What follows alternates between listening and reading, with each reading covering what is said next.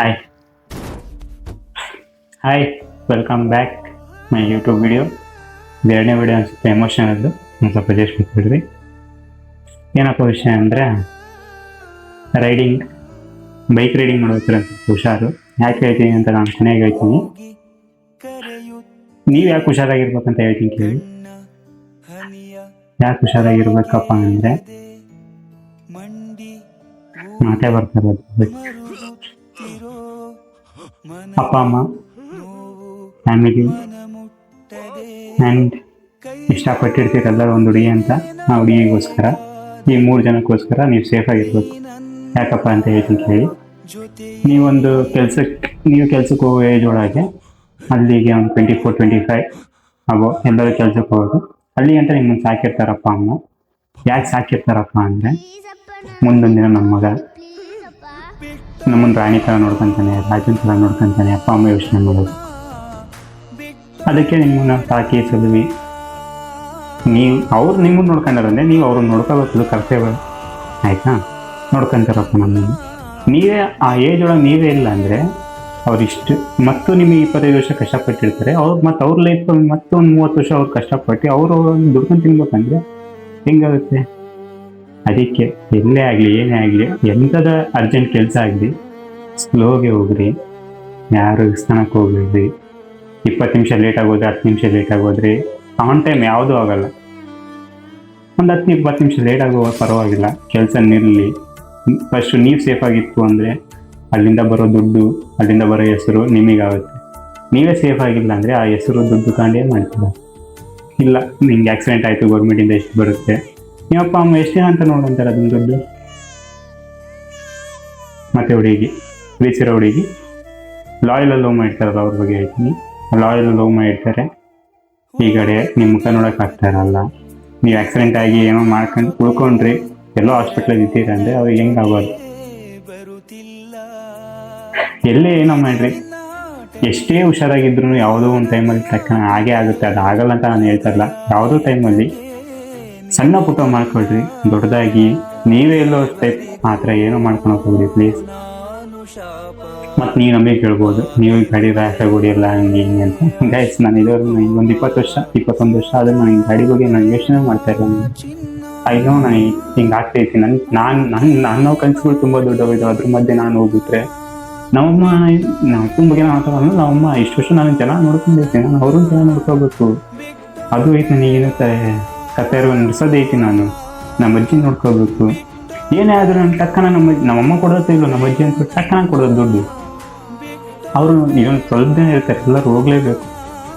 ನಮ್ಮ ತಾತನಿಂದ ನೋಡ್ಕೊಳಕ್ಕಾಗಿಲ್ಲ, ನಮ್ಮ ಅಜ್ಜ ನೋಡ್ಕೋಬೇಕು. ಇನ್ನೊಂದು ಸ್ವಲ್ಪ ದಿನ ಇರ್ತಾರೆ. ನಾನು ಒಂದು ಸ್ವಲ್ಪ ಏನೋ ಒಂದು ಹೆಸರು ಮಾಡ್ಕೊಂಡು ನನ್ನ ಕೈಲಿ ಒಂದು ಸ್ವಲ್ಪ ದುಡ್ಡು ಹೇಳೋ ಸ್ಟಾರ್ಟ್ ಮಾಡ್ಕೊಂಡು ಅವ್ರಿಗೆ ಏನು ಬೇಕು ನನ್ನ ಆ ರೇಂಜಿಗೆ ಕೊಡ್ಸೋಕ್ಕಾಗಲಿಲ್ಲ ಅಂದರೆ ಈ ರೇಂಜಿಗೆ ನನ್ನ ಕೈಯಲ್ಲಿ ಏನಾಗುತ್ತೋ ಆ ರೇಂಜಿಗೆ ನಾನು ಮಾಡಬೇಕು. ಅದಕ್ಕೆ ನಾನು ಅವ್ರ ಕಣ್ಣು ಮುಂದೆ ಇರಬೇಕು. ಈಗಲೂ ಗೈಸ್ ನಮ್ಮ ಅಜ್ಜಿ ಬಗ್ಗೆ ಹೇಳ್ತೀನಿ. ಹೋಗಿ ನಾನು ನಮ್ಮ ಅಜ್ಜಿ ಮನೆ ಬೆಡ್ಡಲ್ಲಿ ಕುತ್ಕೊಂಡೆ ಅಂದರೆ ಕಾಫಿನೂ ಅಲ್ಲಿಗೆ ಬರುತ್ತೆ, ಊಟನೂ ಅಲ್ಲಿಗೆ ಬರುತ್ತೆ. ನಮ್ಮ ಮನೇಲಿ ನಮ್ಮಮ್ಮ ಇದುವರೆಗೂ ನಂಗೆ ಬಂದ್ಬಿಟ್ಟು ಹಿಂಗೆ ಊಟ ಹಾಕ್ಬಿಟ್ಟಿದ್ದಾವೆ, ಏನೂ ಮಾಡಿಲ್ಲ ನಮ್ಮಂಗೆ ಭಯ, ಇವನಿಗೆ ಪ್ರೀತಿ ತೋರಿಸ್ಬಿಟ್ರೆ ಅದೇ ಇದು ಮಾಡ್ಕೊಂತೀನಿ ಹಂಗೆ ಅಂತ. ಅದಕ್ಕೆ ನಮ್ಮಮ್ಮ ಅಂತ ಏನೂ ಮಾಡಲ್ಲ, ಕರಿತತಿ. ಆದರೆ ನಮ್ಮ ಅಜ್ಜಿ ನನ್ನ ಕುಂಚಲ್ದಲ್ಲಿ ಎಲ್ಲ ಬರುತ್ತೆ. ನಮ್ಮ ತಂಗಿ ಬೈತತಿ, ನೀನು ಬೆಡ್ ಮೇಲೆ ಊಟ ಮಾಡ್ಬೇಡ ಹಂಗೆ ಅಂತ. ನಮ್ಮ ಬೆಡ್ ಮೇಲೆ ಕೂತಾಗಬೇಕು ಊಟಕ್ಕೆ ನಮ್ಮ ಅಜ್ಜಿಗೆ. ಯಾಕೆ?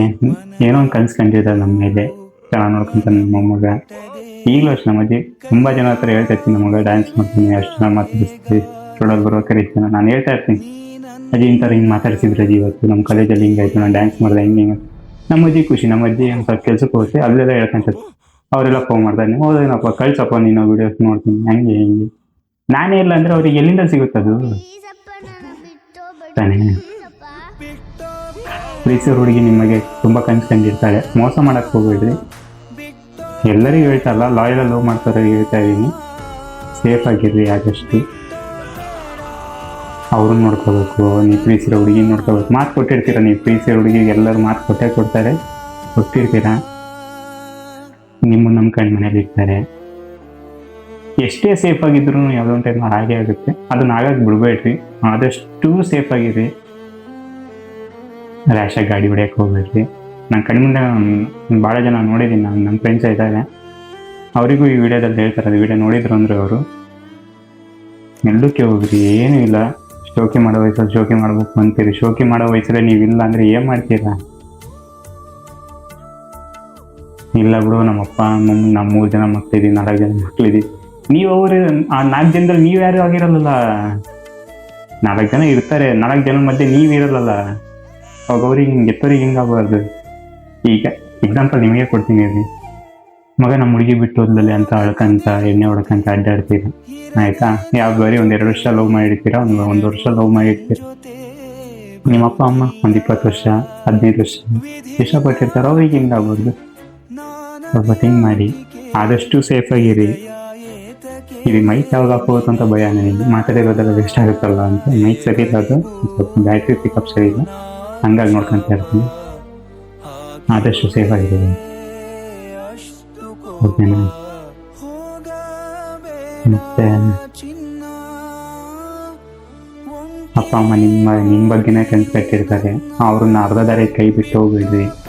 ಸೇಫ್ ಆಗಿರ್ರಿ, ಮೆಲ್ಲಕ್ಕೆ ಡ್ರೈವ್ ಮಾಡಿರಿ.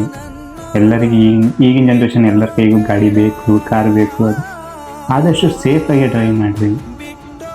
ಆಗಿಲ್ವಾ ಅಷ್ಟು ಸ್ಟ್ರೆಸ್ ಆಗ್ತಿದೆಯೋ ಆದಷ್ಟು ಬಸ್ಸಲ್ಲಿ ಹೋಗಿ ಟ್ರೈ ಮಾಡಿರಿ, ಆಟೋದಲ್ಲಿ ಹೋಗಿ ಟ್ರೈ ಮಾಡಿರಿ. ಇಲ್ಲ ಸ್ಟ್ರೆಸ್ಸಲ್ಲೂ ನಾನು ಹೋಗ್ತೀನಿ, ಗಾಡಿಯಲ್ಲಿ ಹೋಗ್ತೀನಿ, ಬೇಡ. ಸೇಫ್ ಆಗಿರಿ, ಹೆಲ್ಮೆಟ್ ಯೂಸ್ ಮಾಡಿರಿ.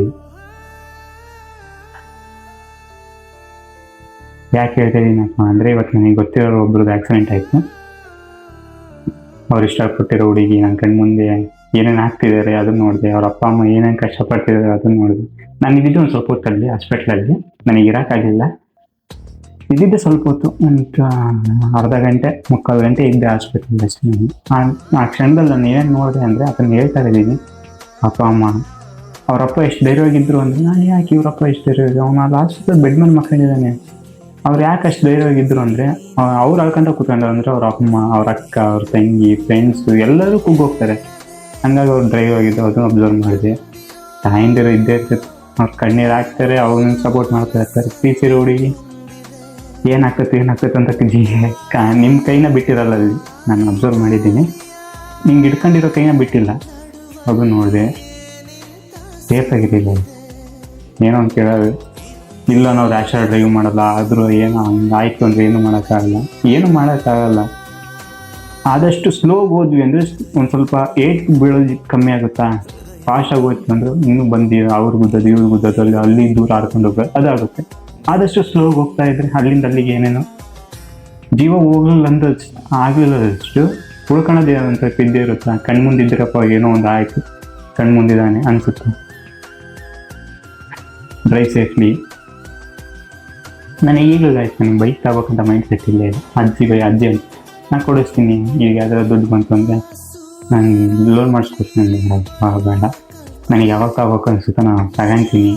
ನನ್ನ ಆಸೆಗೂ ತುಂಬ ಇದಾವೆ, ಅದಕ್ಕೆ ಬೇಡ. ನಾನು ನಡ್ಕೊಂಡು ಅಡ್ಡಾಡಿದ್ರು ಪರವಾಗಿಲ್ಲ, ನಾನು ನಡ್ಕೊಂಡೇ ಅಡ್ಡಾಡ್ತೀನಿ, ನನಗೆ ಈಗಲೇ ಗಾಡಿ ಬೇಡ ಅಂತೀನಿ.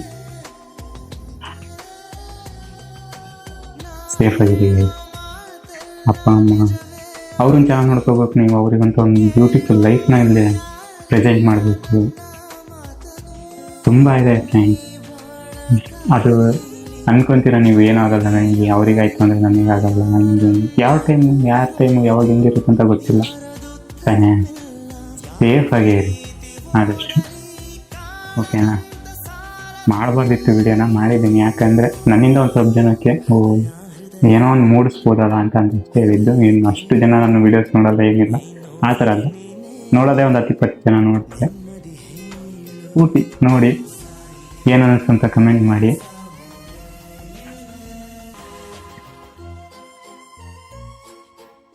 ಅವ್ರು ಚೆನ್ನಾಗಿ ನೋಡ್ಕೊಂಡ್ರೆ ನೀವು ಚೆನ್ನಾಗಿ ನೋಡ್ಕೊಳ್ತಾರೆ. ಅರ್ಧ ದಾರಿ ಕೈ ಬಿಟ್ಟು ಹೋದರೆ ಅವರಿಗೆ ಹೋಗ್ತಾರೆ. ಅಷ್ಟೇ ಒಂದು 20 ವರ್ಷ ದುಡ್ಡು ಇರ್ತಾರೆ ನಿಮ್ಮ ಸಲುವಾಗಿ, ಮತ್ತು ಅವ್ರ ಸಲುವಾಗಿ ಒಂದು 30 ವರ್ಷ ದುಡ್ಡು ಕಂತಾರೆ. ಕೊನೆಯವ್ರು ಸಾಯೋವರೆಗೂ ಹಂಗೆ ಕಷ್ಟದಲ್ಲೇ ಸಾಯ್ಬೇಕಂತ ನೀವು ಅನ್ಕೊಂತೀರಿ, ಬಿಟ್ಟು ಹೋಗ್ತೀರಾ ಆ ಥರದಲ್ಲೇ. ಇಲ್ಲ ತಾನೇ, ಒಂದು 25 ವರ್ಷ ನಿಮಗೋಸ್ಕರ ದುಡ್ದಾರೆ, ನೀವು ಅವರಿಗೋಸ್ಕರ ಒಂದು 30 ವರ್ಷ ದುಡ್ದು ಅವ್ರಿಗೆ ಏನು ಬೇಕು ಏನು ಬೇಡ, ಅವ್ರ ಲೈಫ್ ಯಾವ ಥರ ಲೀಡ್ ಮಾಡಬೇಕು ಅಂದ್ಕೊಂಡಿದ್ರು, ಇಲ್ಲ ನೀವು ಯಾವ ಥರ ಅವ್ರು ಕನ್ಸ್ಕೊಂತಿದ್ರು ನಿಮ್ಮ ಲೈಫ್ನ ಲೀಡ್ ಮಾಡಬೇಕು ಅಂತ, ಆ ಥರ ಇರ್ರಿ. ಜಾಸ್ತಿ ನೋಡ್ಕೊಂಡು ಅಡ್ಡಾಡ್ರಿ, ಓಕೆನಾ? ಯಾಕಪ್ಪ ಹೇಳಿದೆ ಅಂದರೆ ಅವಾಗ ಹೇಳಿದೆ, ನಮ್ಮ ಸುತ್ತಮುತ್ತ ಇದ್ದವ್ರೆ ಸರಿ ಪರಿಚಯ ಇರೋದೇ ಇವತ್ತು ಆಕ್ಸಿಡೆಂಟ್ ಆಯಿತು. ಅವ್ರ ಹತ್ರ ಹೊಡೆಯೋರಲ್ಲ ಬೈಕು, ಏನೋ ಬರ್ಬೇಕಾದ್ರೆ ಏನೋ ಆಗಿದೆ, ಹೇಳೋಕ್ಕಾಗಲ್ಲ ಟೈಮ್ ಹೆಂಗಿರುತ್ತೆ ಅಂತ. ಸ್ವಲ್ಪದರಲ್ಲಿ ಹುಷಾರಾಗಿರ್ತಾರೆ, ಆದಷ್ಟು ಬೇಗ ಹುಷಾರಾಗಿ ಬರ್ತಾರೆ ಬ್ರೋ, ಆದಷ್ಟು ಬೇಗ ಹುಷಾರಾಗಿ ಬರ್ರಿ, ವೆಯ್ಟ್ ಮಾಡ್ತಾ ಇರ್ತೀನಿ. ನನಗಂತೂ ಇವತ್ತು ನೋಡೋಕ್ಕಾಗಲಿಲ್ಲ, ಹಂಗಾಗಿ ನಾನು ವಾಪಸ್ ಬಂದು ನಾನು ಮಾತಾಡ್ಸೋಕ್ಕಾಗಲಿಲ್ಲ. ಅಲ್ಲಿ ಹಾಸ್ಪಿಟ್ಲಿಂದ ಬೀಳಕ್ಕೆ ಮನೆಗೆ ಬರ್ತೀನಿ, ಮೀಟ್ ಮಾಡ್ತೀನಿ. ನಿಮಗೆ ಅಂತಲೇ ವಿಡಿಯೋ ಮಾಡಲಿಲ್ಲ ಇದನ್ನು, ಜನಕ್ಕೆ ನನ್ನ ಸುತ್ತಮುತ್ತ ನಾನು ನೋಡ್ತಾರೆ, ನನ್ನ ಫ್ರೆಂಡ್ಸ್ ಎಲ್ಲ ಗಾಡಿ ಹೊಡಿದ್ರು. ನಾನು ಡೈಲಿ ಅಪ್ ಆ್ಯಂಡ್ ಡೌನ್ ಮಾಡ್ತೀನಲ್ಲ ದಾವಣಗೆರೆ ಟು ಹರಿಹರ, 14 ಕಿಲೋಮೀಟರ್ ನಾನು ಬಸ್ಸಲ್ಲಿ ಕೂತ್ಕೊಂಡು ನೋಡ್ತಾ ಇರ್ತೀನಿ. ಸ್ಪೀಡಾಗಿ ಹೋಗ್ತಾ ಇರ್ತಾರೆ ಹುಡುಗರು, ಇನ್ನು ಸಣ್ಣ ಹುಡುಗರು, ಲೈಸೆನ್ಸ್ ಕೊಡೋದು ಏನಿಲ್ಲ, ಹೆಲ್ಮೆಟ್ ಹಾಕೋಣಲ್ಲ, ಏನಿಲ್ಲ, ಕಾಲೇ ಸಿಗಲ್ಲ ಅವ್ರಿಗೆ. ಅಂಥವ್ರು ಹಂಗೆ 90ರಲ್ಲಿ 80ರಲ್ಲಿ ಹೋಗ್ತಾ ಇರ್ತಾರೆ ಹೈವೇದಲ್ಲಿ. ಈಗ ಪೊಲೀಸರು ಏನು ಬಿಡ, ಅವ್ರಿಗೆ ಫೋನ್ ಮಾಡ್ತಾರೆ, ಇವ್ರಿಗೆ ಫೋನ್ ಮಾಡ್ತಾರೆ, ಅವರು ಅಷ್ಟು ಅಂತ ಇಲ್ಲ, ಸಿಗಾಕೊಂಡು 1,000 ರೂಪಾಯಿ ಕೊಡ್ತಾರೆ, ಬಿಡ್ಕೊಂಬರ್ತಾರೆ. ದುಡ್ಡಿಂದ ಈಗ ಎಲ್ಲರ ಕೈಯಲ್ಲೂ ದುಡ್ಡು ಆಡ್ತಾ ಇದ್ದಾರೆ. ಸೇಫಾಗಿರಿ ಬ್ರೋ, ಹುಷಾರಾಗಿ ಬನ್ನಿ, ಅಂಥದ್ದೇನೂ ಆಗಿಲ್ಲ, ಹುಷಾರಾಗಿ ಬರ್ರಿ, ವೆಯ್ಟ್ ಮಾಡ್ತಾ ಇರ್ತೀನಿ. ಅದೇನೋ ಅಂತಾರಲ್ಲ, ಯಾರಿಗೂ ಹೋದರೆ ಫೀಲ್ ಆಗಲ್ಲ, ನಮ್ಮವ್ರಿಗೆ ಆಗಿರ್ತೈತಲ್ಲ ಒಂದು ಬೆಳಗ್ಗೆ ಫೀಲ್, ಬೆಳಗಿಂದ ಸಮಾಧಾನ ಆಗ್ತಿಲ್ಲ ಇವತ್ತು, ಹಂಗಾಗಿ ನಮಗೆ ಹಂಗಂತ ಈ ವಿಡಿಯೋನ ಇಲ್ಲಿಗೆ ಎಂಡ್ ಮಾಡ್ತಾ ಇದ್ದೀನಿ. ಲಾಸ್ಟ್ ಆಫ್ ಲವ್ ಹೀಗೆ ಕೊಡ್ತಾ ಇರ್ರಿ, ಸಬ್ಸ್ಕ್ರೈಬ್ ಮಾಡ್ಕೊಳ್ರಿ, ಬೇಡ ಅನ್ಸುತ್ತಿದೆ ಹೇಳೋದು. Okay, thank you. ಈ ವಿಡಿಯೋನ ನೀವು ಯಾರು ಸಬ್ಸ್ಕ್ರೈಬ್ ಮಾಡ್ಕೊಳ್ಳಿಲ್ಲ ಅನ್ನೋ ಪರವಾಗಿಲ್ಲ, ನೋಡಿ ನಿಮಗೇನು ಅನ್ಸುತ್ತೆ ಅಂತ ಕಮೆಂಟ್ ಮಾಡಿ, ಓಕೆನಾ? Thank you. Lot of love.